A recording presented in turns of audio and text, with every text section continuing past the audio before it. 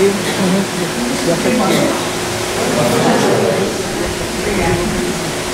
É realmente muito carente e o tema de início tinha sido um tema que vocês estão trabalhando já há algum tempo. Mas depois Maria me ligou e disse, olha, eu sei que você aí tem trabalhado muito no tema de mediunidade, levando aí os encontros a questão mediúnica. Então, fique à vontade. E como mediunidade é realmente o tema da minha preferência, né? Como muitos outros da doutrina espírita, mas na questão da minha função, né? Mediunidade mediúnica do SERJ, essa parte, eu vim trazer para vocês algumas reflexões a respeito de sermos todos nós médiuns. Eu costumo perguntar, quem é médium aí? Levanta a mão. 1, 2, 3, 4. Às vezes a pessoa não cai nessa casquinha de banana. Mas, uma vez eu fazia uma palestra sobre mediunidade, eu escutei alguém dizendo assim, certamente não é assim. Esse tal Kardec que inventou a mediunidade, espera aí, esse tal Kardec não é? Kardec é um senhor homem, né? Um senhor cidadão, um cientista respeitado na época, um grande conhecedor do ser humano. E ele não inventou a mediunidade, a mediunidade já existe nos dois tempos. Aí explicamos, mas a gente só ouviu falar de mediunidade a partir dos espíritos. Então é isso que a gente vai conversar aqui, né? Um pouco sobre isso. E a questão da influência espiritual que nós sofremos. A influência de espíritos encarnados também. E desencarnados muitos. Né? Porque na qualidade de sermos todos médiuns, nós temos essa possibilidade de perceber e sentir a influência dos espíritos, ainda que desencarnados. Mais ainda desencarnados. Então é esse o tema que eu trouxe para a gente conversar, porque tem dito os espíritos para nós que não são as grandes obsessões, e eu estive conversando com o presidente da casa, e ele me mostrou que vocês fazem um trabalho muito bom aqui com o tratamento espiritual, e a gente ouve os espíritos dizendo, não são as grandes obsessões que perturbam o progresso da humanidade, não são. As grandes obsessões correm todos para atender. Né? O vizinho vem trazendo.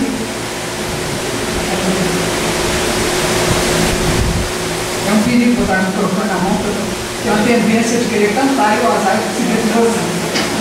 Mas, enfim. Então, não são as grandes obsessões que fazem com que o progresso da humanidade não seja grande. As grandes obsessões correm todos para ajudar o vizinho que vem, o parente que vem trazendo. Né? São as pequenas obsessões de todos os dias que fazem os desajustes em família. O desentendimento entre marido e mulher, o desentendimento entre colegas de trabalho, aquele desentendimento entre amigos, entre irmãos. São essas influências pequenas de obsessões de todo dia, de toda hora, que a gente não se apercebe delas. Então, é necessário fazer esse mergulho dentro de nós para a gente perceber aonde é que a gente vai na questão aí da influenciação e onde é que estamos, em que grau estamos dessa influência. Eu vou descer aqui, por favor. Me permita isso. Passa aí, mano. Foi sempre questão dos grandes estudiosos saber o que é o homem. Ora, já se sabe que o homem não é um monte de carne, nem uma associação de esqueletos, de ossos, e nem uma conjugação de órgãos só. Né? Tem mais alguma coisa no homem. Mas, na palavra, no entendimento do conceito de homem, em geral, é o que vocês estão vendo aí. Alguém lê para nós? Lê para nós. O que é o homem?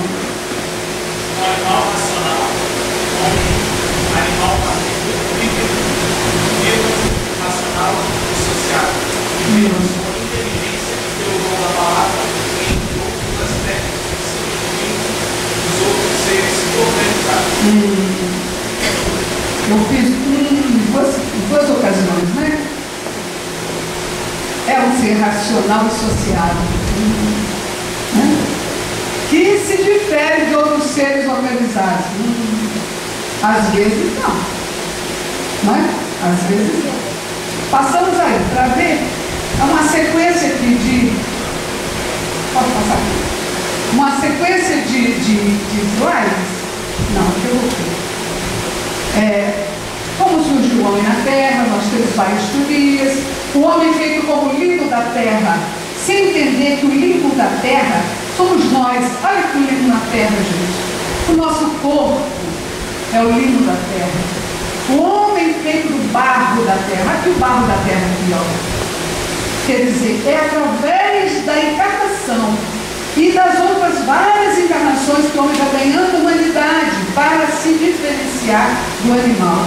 O homem, quer dizer, a humanidade, o homem, esse ser que veio, né, do animal, mas a humanidade dele é feita pelo limbo da Terra, ou seja, nas várias encarnações. Pegaram ao pé da letra na questão da grande lenda, na metáfora maravilhosa de Adão e Eva, pegaram ao pé da letra. O homem, como anjos decaídos, alguém aqui é anjo? Decaídos sim, mas hoje? Né? O homem dos materialistas, geração espontânea, o homem brota da terra, como os vermes brotam da terra, como as sementes brotam da terra, como a água brota da terra, o homem brotaria da terra pelo sul. Mas várias teorias de quem é o homem. O homem para Pitágoras é a medida de todas as coisas, ou seja, tudo que se faz tem que levar em consideração o homem. Alguém discorda disso? Não. Tudo que se faz devemos levar em consideração o homem, porque ele é a medida de todas as coisas. A melhor maneira que esse homem se dispõe para se aperfeiçoar é aproximar-se de Deus. Pitágoras, grande cientista e, como cientista na época, né, o materialismo ainda não tinha sido criado como materialismo dialético, materialismo como doutrina, mas os cientistas da época já tinham um olhar muito mais para o olhar da matéria do que o olhar do espírito. E ele, né, entendendo isso, dizia que o homem se aproxima de Deus. Para Platão, o homem é o resultado do ser e do não ser. Dizem aí os entendidos de Platão que quando ele diz ser, é o homem materializado, é o homem encarnado. E o não ser é a conjuntura espiritual do homem. Então, o homem é a junção do espírito e matéria, né? É a conjugação do espírito e matéria. Eu entendo que, filosoficamente, a gente pode dizer que o homem é sempre o resultado de ser ou não ser na própria vida. Na própria vida. A nossa grande questão qual é? Que um grande também escritor levantou, um grande estudioso levantou. Qual é a grande questão?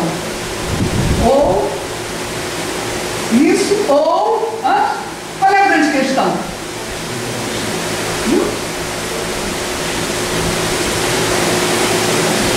Ser ou não ser? Alguém falou isso? Ser ou não ser? Eis a questão.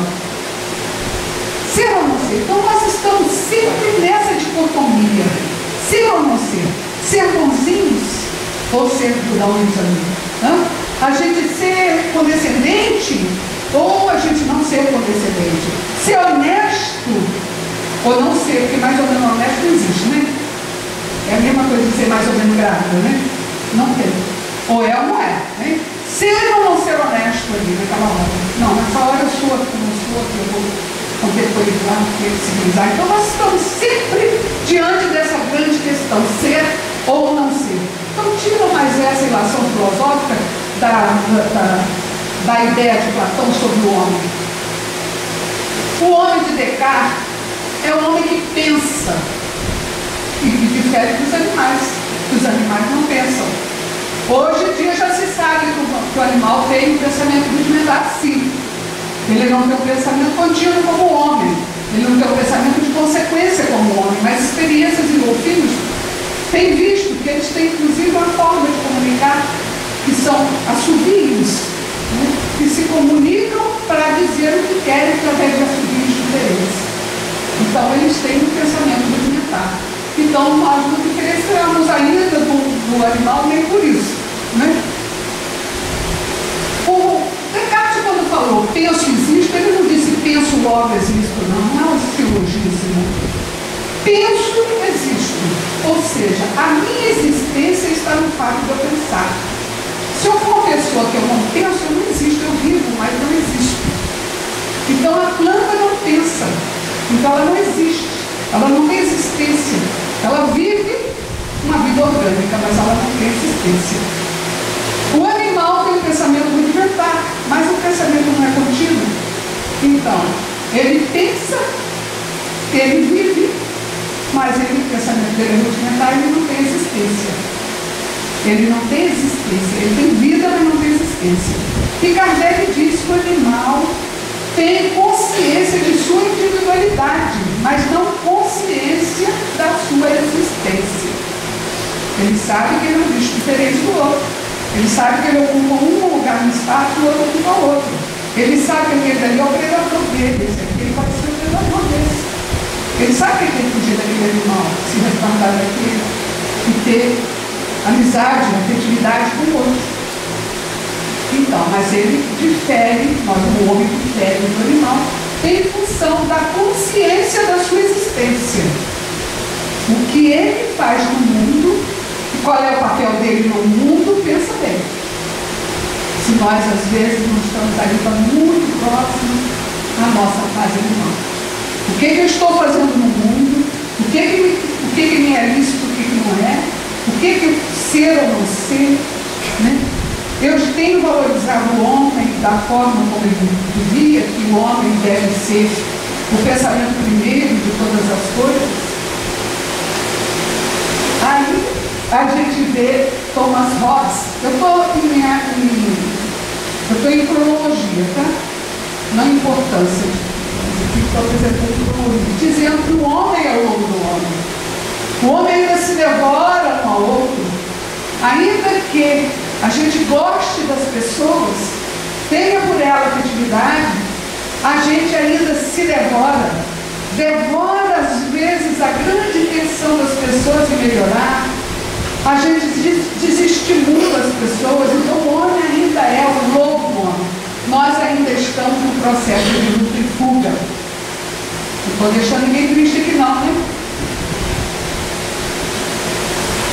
O homem de Rousseau, isso a Cristina Deville falaria muito melhor.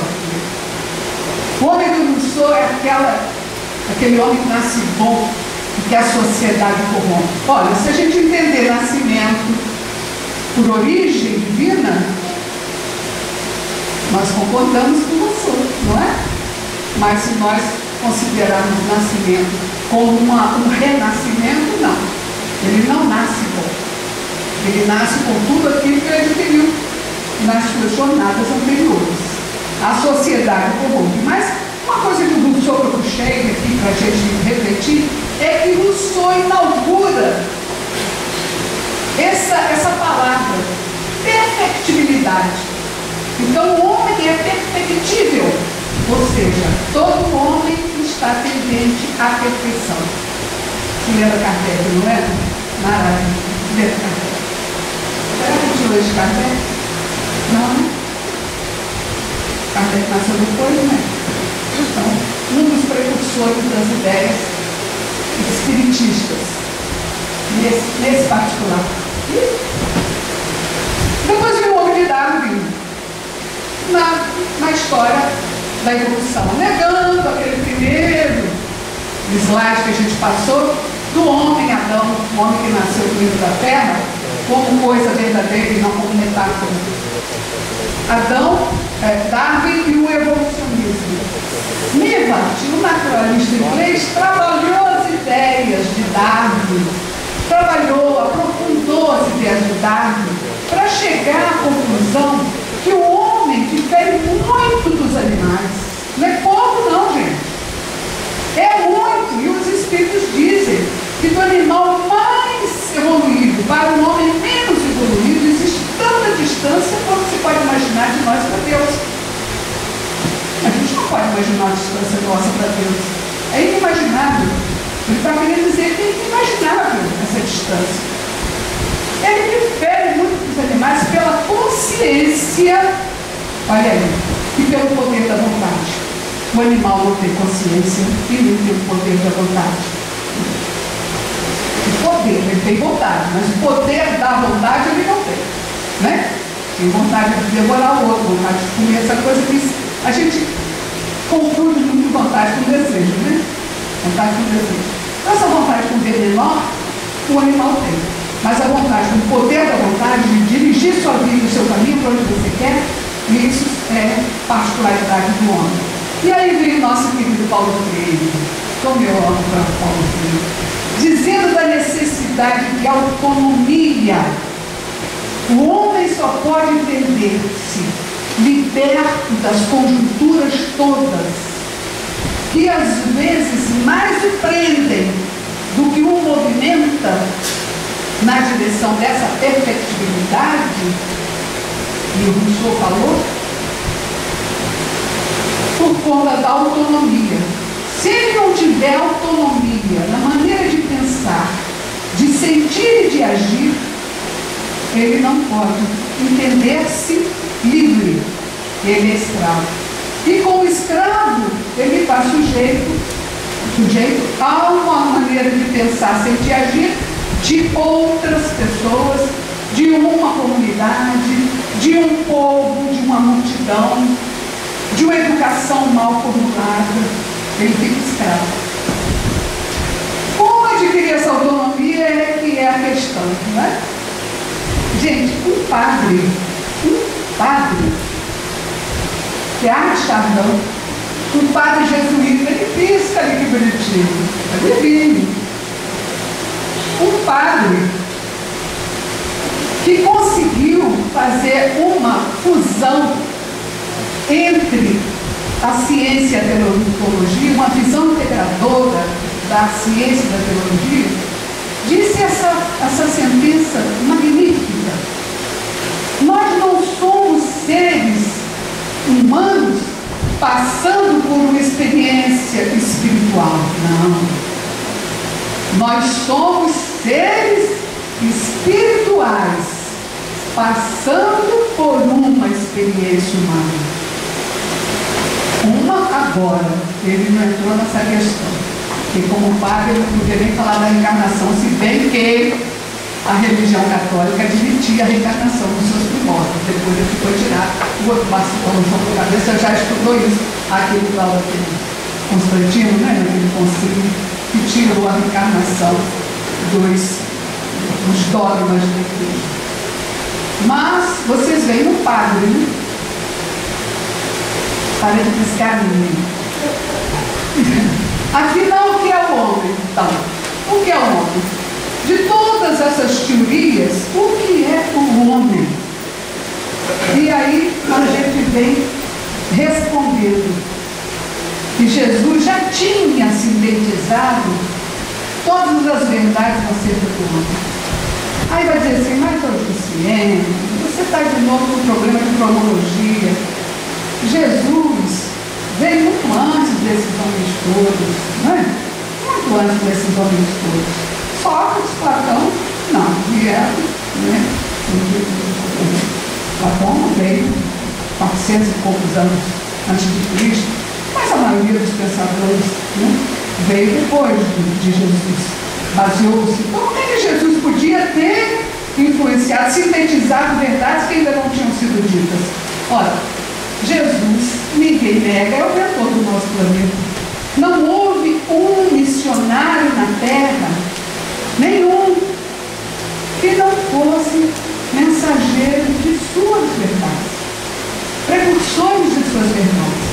O homem fez uma confusão danada, misturou tudo, isso aí dá uma outra palestra, né? Mas as verdades se perderam. Por isso que ele teve que dizer, Eu não vim revogar lei nenhuma, eu vim dar cumprimento, porque elas se perderam. Mas ele já tinha sintetizado no homem crístico, essa criatura, filha de Deus, e que o mundo existe para ela.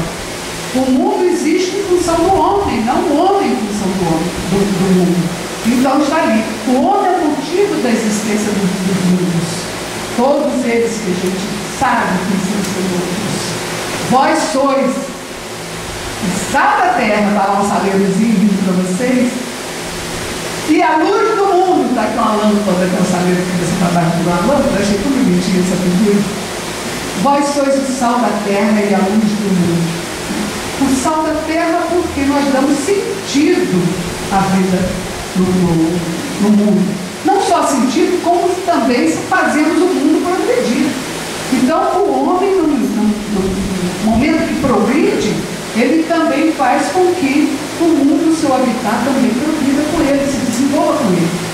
Tanto que quando ele volta, já encontra um mundo melhorado. Né? Quando a gente veio habitar aqui, a gente não tinha esse mundo assim de arranha-céu, de avião, de computador, nada disso. Vocês se lembram, né? Lembram? Aquelas cavernas, a gente não viu. Lembra nada. Na Terra, não. Nós não somos terráqueos. Agora eu estou vendo gente muito com a boca aberta. Vocês não sabiam disso? Vai ter gente procurando a telinha, ou orelhinha por tudo. Nós não somos terráqueos. Nós viemos de outros mundos. Quando nós aqui viemos habitar, a gente já tinha a sua civilização já pronta. Não daria tempo. O que Kardec diz no Livro dos Espíritos? As primeiras encarnações do homem não se deram na Terra. As primeiras encarnações do Espírito como homem não se deram na Terra. Ele é muito novo, nós somos muito mais velhos que ela. Nós já temos aqueles primeiros que vieram para fazer aquela fase e depois voltaram aos seus mundos primitivos enquanto a Terra evoluiu. E a Terra recebeu aqui aqueles visitantes de outros planetas para poder fazer evoluir a Terra, como hoje nós estamos recebendo moradores de outros planetas, que são as crianças índias, as crianças cristal, para fazer a evolução do mundo. E a Terra, o tempo todo da Terra recebeu missionários de outros planetas. Né? O próprio Jesus veio de outros planetas muito felizes, e voltou para eles. Né? Aquele filme De Volta para o Futuro, é uma verdade, né? Veio do futuro e voltou para o futuro. Né? Veio do futuro e voltou para o futuro. Você disse, eu vou preparar-nos o lugar para que onde estou poder estar. Né? Nós estamos numa grande fase de mudança do mundo. O sal da terra. Jesus e Kardec, então, apontaram para a essência divina do homem. O homem é de essência divina. E ele traz em si mesmo a própria construção. E manifesta em cada encarnação o progresso evolutivo que ele tem. Olha a perfectibilidade, olha a ideia de Pitágoras, que o homem para aperfeiçoar-se tem que se ligar a Deus. Né? Olha a diferença que dizendo que eu preciso ter essa consciência para essa construção. E a gente então vem buscando esses pensadores todos, esse tempo todo, para entender como é que o homem se constrói aos poucos. Agora eu pulou. Eu preciso apresentar Kardec para vocês? Não? Kardec nos disse que o homem nasceu simples e ignorante. Se vocês veem a primeira questão do Livro dos Espíritos, qual é a primeira questão do Livro dos Espíritos? Vocês sabem, vocês estudam. Qual é a primeira questão? Aí ele está passando prova para vocês não estão ouvindo aí, ó. Qual é a primeira questão? Que é Deus? Vocês são tímidos, sabe que foi fechada. Que é Deus? É a primeira questão. Então diz que Deus coloca Deus como causa primária de todas as coisas. Quer dizer, a causa primeira. Ele fez a parte dele, o resto é com a gente. Deus não tem valia de condão. E se tivesse, eu tenho certeza que eles se recusariam a usar. O mundo está pronto. Não. O mundo foi se construído através da sua própria evolução, do seu próprio processo evolutivo. O mundo, como o homem também se construiu no mundo a partir do processo evolutivo. Cada um de nós tem um programa evolutivo. Cada um de nós tem um programa, seu próprio programa evolutivo. Então, o que é Deus? É causa primária. A última questão pergunta: como é que o homem pode mudar o mundo e tornar o mundo um mundo melhor? Ele diz: aperfeiçoando-se.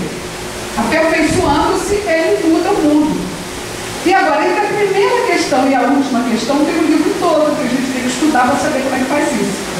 Não é isso?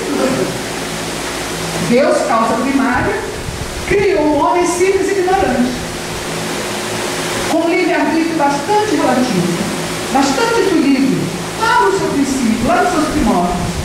Hoje em dia, nós temos pela lei da evolução vários graus de evolução, ou então muitos níveis de consciência.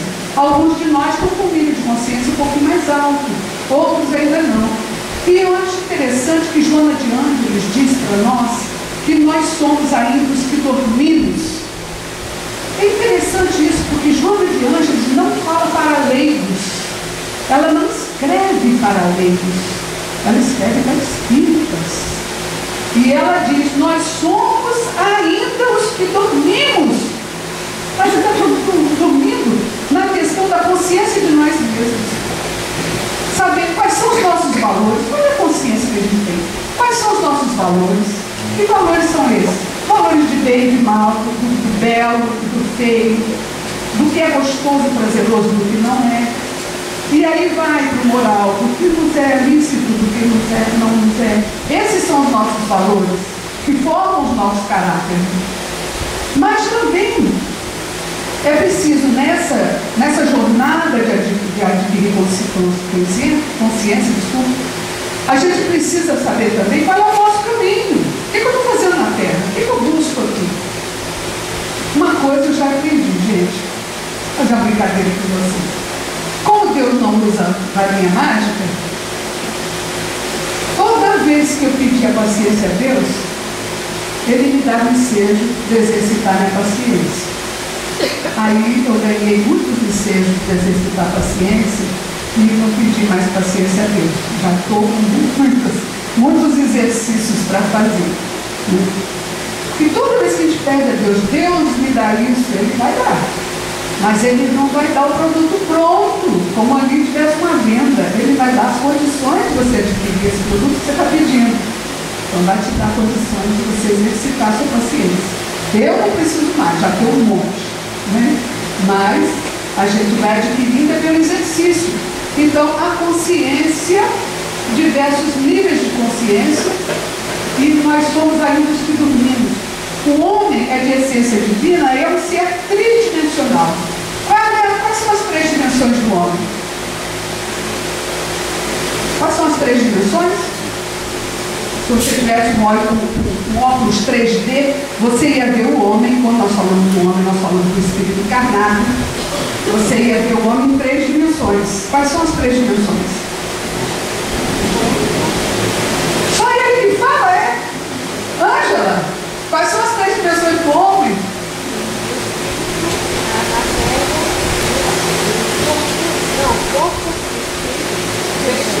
O corpo, perispírito e espírito. Ou se vem de lá para cá, espírito, perispírito, matéria, o corpo, não é isso? As três dimensões, se nós botássemos óculos 3D e olhássemos, a gente ia ver, né, aquelas três dimensões do homem.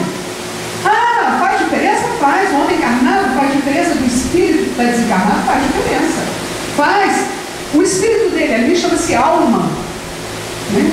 O que é espírito? É uma alma desencarnada. Por que é a alma? É o espírito encarnado. Ué, mas uma coisa é outra? Então por que tem dois nomes? Tem diferença de alma para espírito? Tem. Nós sabemos e podemos muito mais do que a gente imagina. É que nessa formatação, né? Nessa forma de alma em que eu me encontro, alma de Jussiema, pode? Na encarnação não dá de nome, né, gente? Essa eu não tive culpa disso, não. Nessa alma de Jussiema vocês de espinha, ficam à vontade de usar. Eu sou diferente do que eu fui na outra encarnação. É uma formatação diferente, com papéis diferentes, com experiências diferentes, mas na essência eu sou a mesma. Porque o homem é sempre o resultado, a síntese de tudo que ele aprendeu até aquele momento que ele está vivendo, no seu interior. Porque o perispírito vai ativando e vai jogando aos pouquinhos para o corpo, não é? Aquela forma que a gente recebeu de educação, e vai jogando para o espírito quando a experiência já é adquirida mesmo, vai jogando como transformação, como experiência transformadora para o espírito. Então, existe diferença entre estar ou não estar encarnado. Como encarnados, é que o espírito consegue ganhar mais consciência de si, mais evolução, exatamente como diz Santo ou Saint-Exupéry. A Terra nos ensina mais que todos os livros, porque ela nos resiste. Né? Então é a Terra que nos ensina. E nós temos 4 campos energéticos: o campo físico, o campo moral, o campo afetivo e o campo intelectual. Esses 4 campos físicos, esses 4 campos energéticos, desculpa, são as portas de entrada para as influências, as boas e as más. E esses campos, eles se influenciam um ao outro. O sujeito com o físico doente, o campo físico dele prejudicado, ele fica também com a moral abatida, né? Sem vontade das coisas.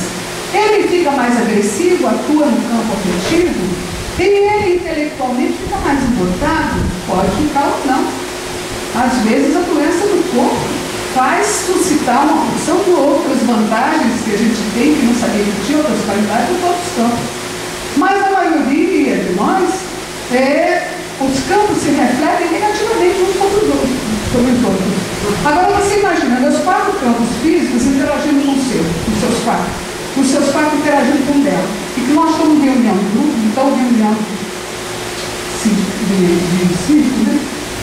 Reunião de cívico, você já imaginou os 4 campos físicos de cada um interagindo com o outro, a confusão do mundo? É preciso que a gente harmonize isso na visão do homem integral, para que então essa interação dos meus campos energéticos, junto com os campos energéticos do outro, não dê choque. Faça a interação e integração também. Então, nesses campos físicos é que os espíritos atuam. Nesses campos energéticos, é que os espíritos atuam. Não só os desencarnados, os encarnados também. Né? Aliás,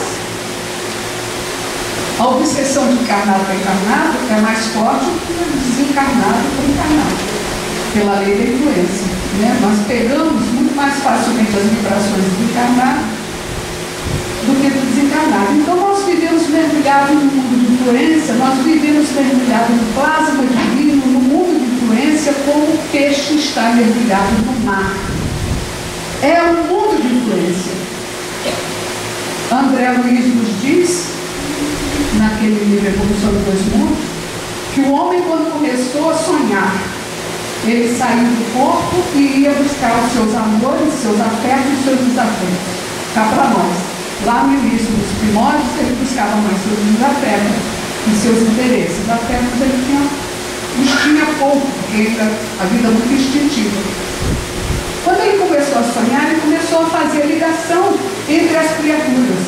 De forma que diz Leon Denis, naquele livro, No Invisível, que nós estamos hoje, eu tinha falado antes do livro André Luiz, Evolução dos Dois Mundos.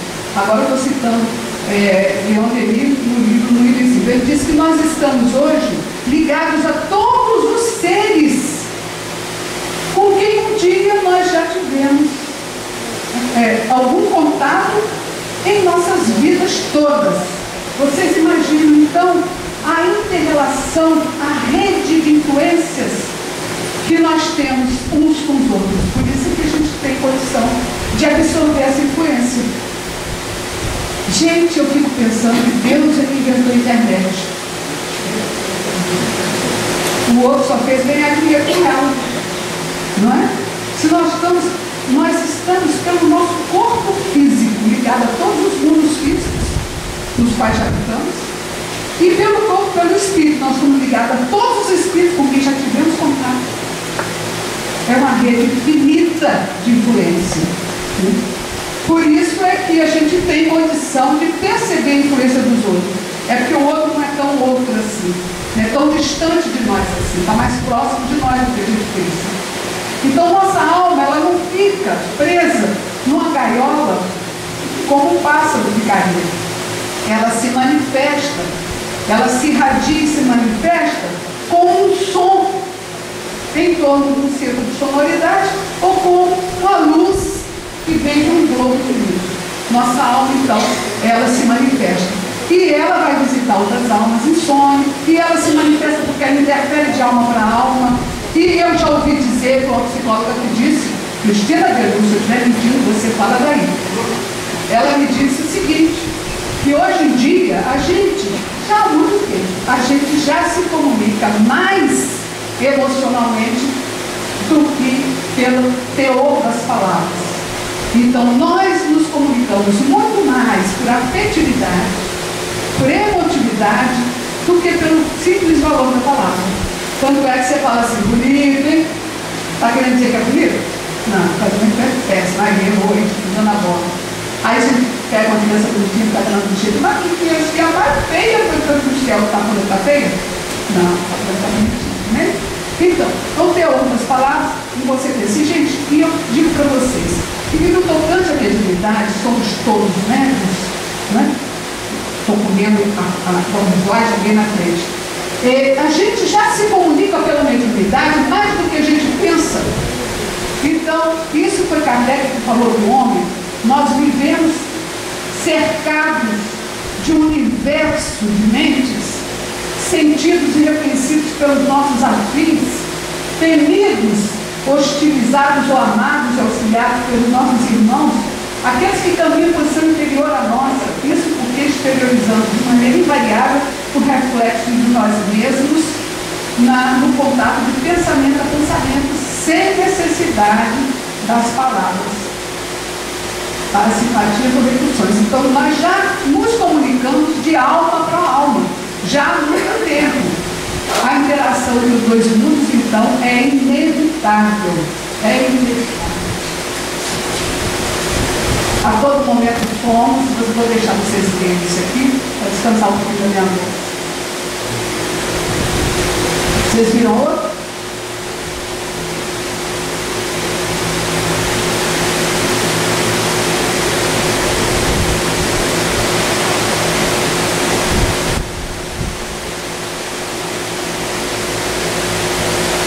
O mundo globalizado devia ser muito mais, devia ser um mundo cósmico.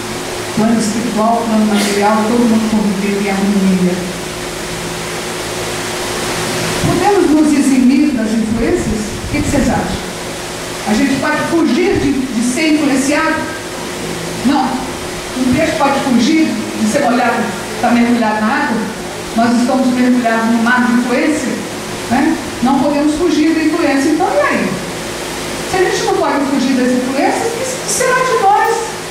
Aí esse homem que não tem consciência de si mesmo, não tem consciência do seu caminho, não sabe o que quer na vida, não conhece os seus próprios valores.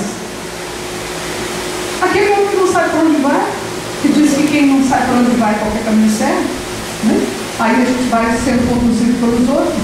Esse homem que não pensar, sentir e agir não é autônomo, ele não pensa por si mesmo, está na dependência do outro. Como é que a gente vai fugir da influência? Como é que a gente vai fugir da influência? Como saber se o que pensamos, sentimos e fazemos provém efetivamente de nós, de nossa própria natureza e de nossa própria vontade? Joana de Ângeles dá a resposta que os outros espíritos também deram, só que ela descreve bonitinho para a gente, né? É preciso aumentar o nível de consciência nosso, estudar e instruir-se, conhecer-se para se transformar, comprometer-se com o processo da autotransformação, acompanhando e reconhecendo a sua melhora a cada dia. E vem dizendo que o homem que não se conhece é como uma máquina que busca automatizar. O homem que não se conhece é aquele homem que acorda, se alimenta para ter força para trabalhar, trabalha para ter dinheiro para comprar alimento para se alimentar, ganha dinheiro e trabalha e depois come para se alimentar, para poder ter força para trabalhar.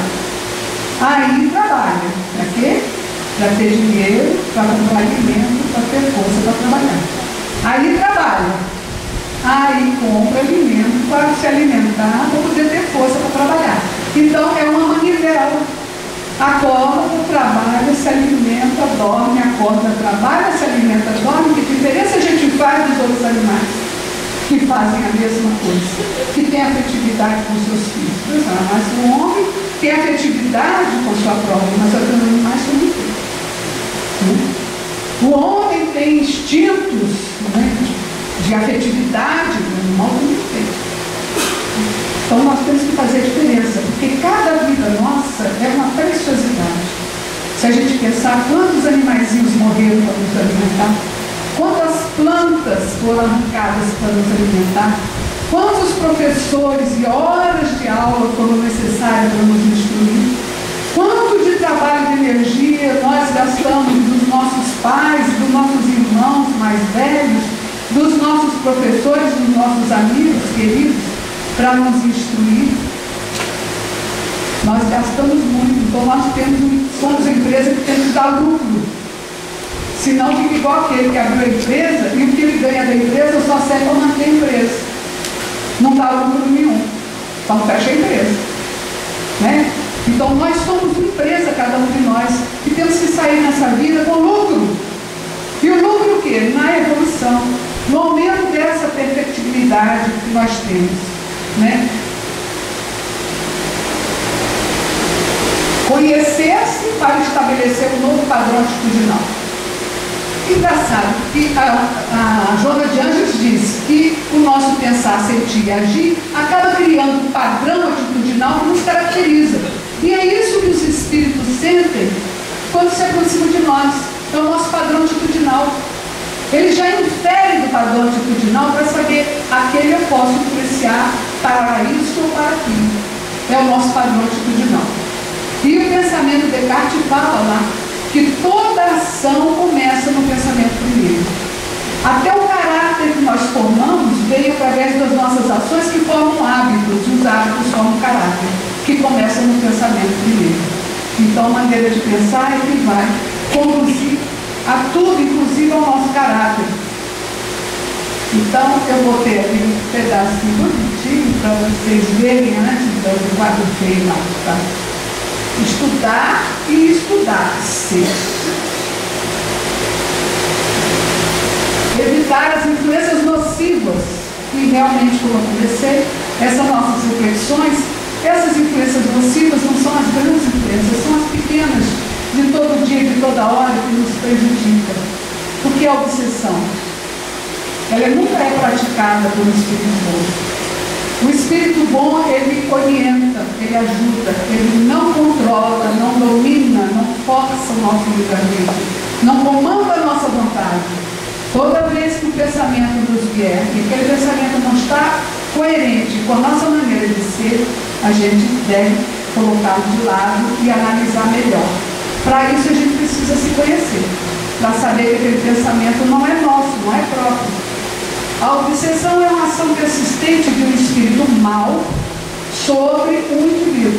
Apresenta caracteres muito diversos, desde a simples influência moral, sem perceptíveis sinais exteriores, até a perturbação completa do organismo e das faculdades mentais.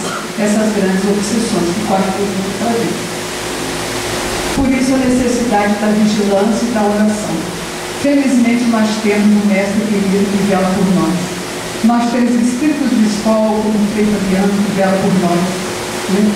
E nós temos uma pleia de espíritos que vela por nós. Fatores que podem levar a processos obsessivos. Eu vou deixar vocês lerem. É uma lista enorme. É uma lista grande.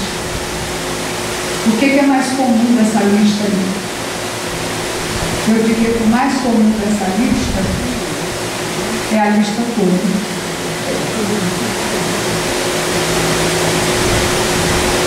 É o que nós somos.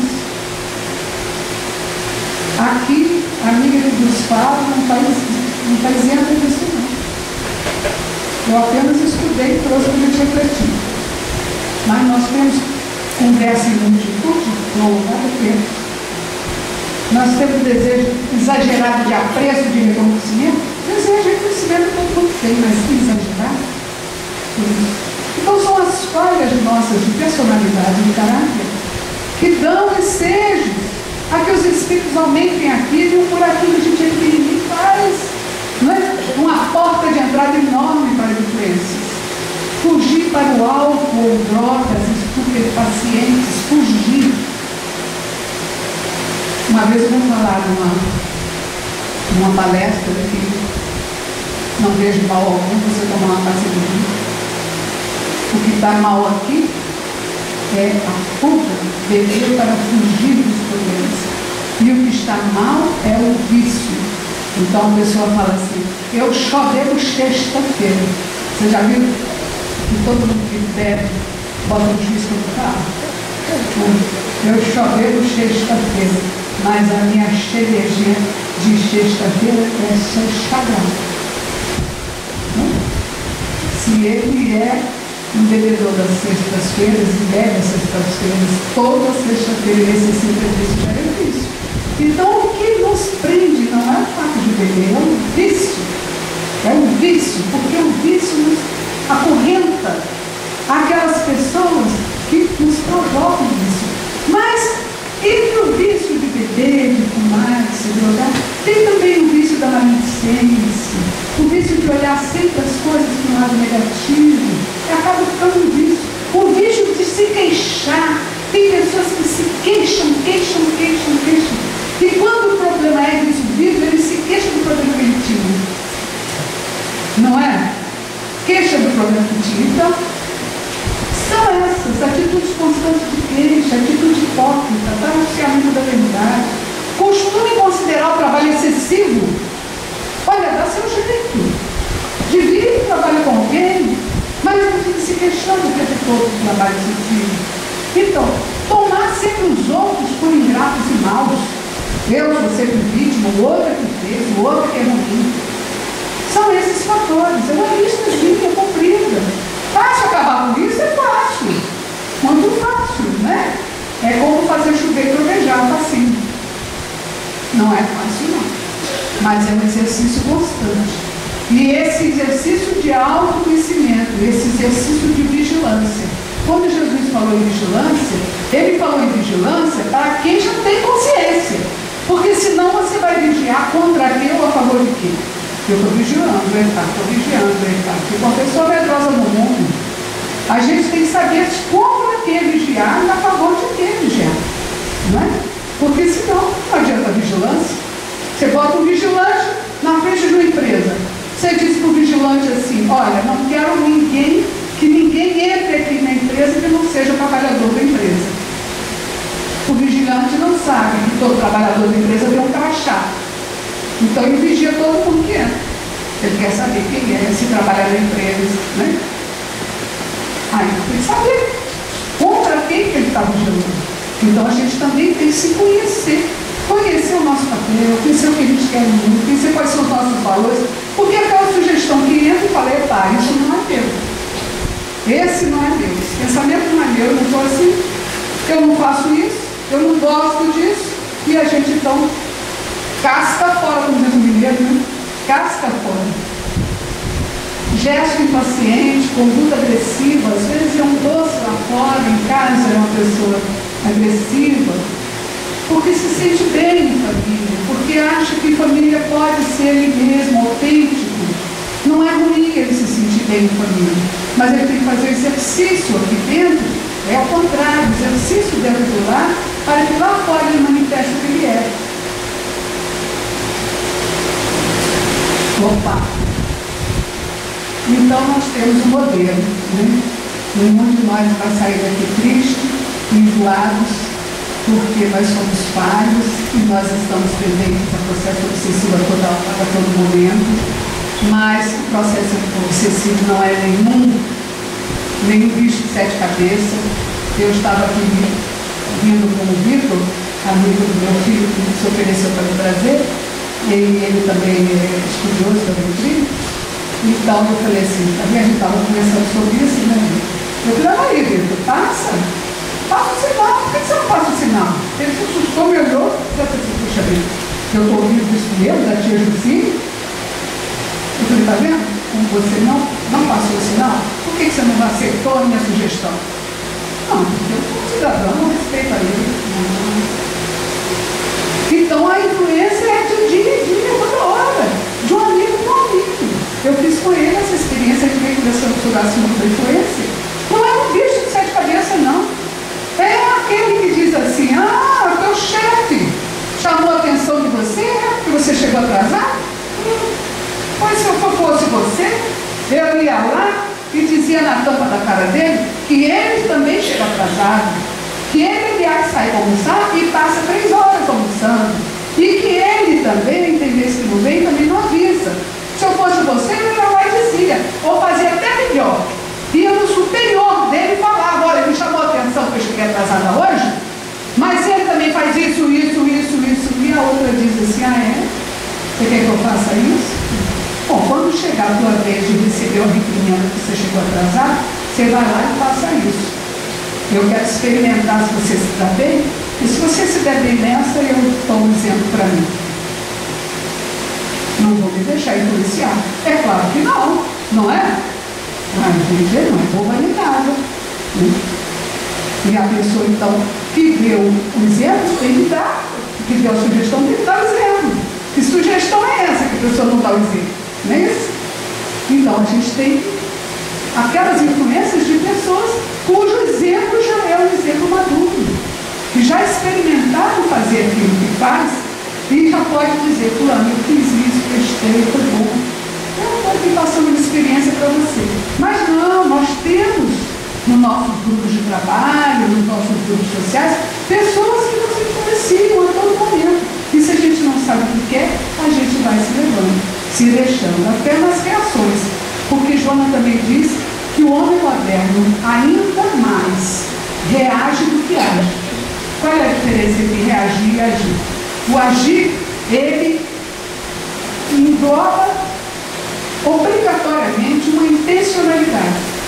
Eu estou agindo e eu quero agir por conta disso, para colher isso. E quando a gente já age, até com experiência, esse processo passa rápido. Por reação, não. É para de lá, para de cá. A reação é instintiva. A ação, não, ela é racional. Pode ser emocional também, mas ela é racional. Ela tem intencionalidade. Então, é isso que eu vinha fazendo para vocês, como reflexões, para a gente fazer, pedindo a Deus que nos ajude nesse processo e acreditando que o nosso Mestre Jesus tem um olhar permanente sobre a nossa pessoa, porque nós somos as criaturas prediletas de Deus.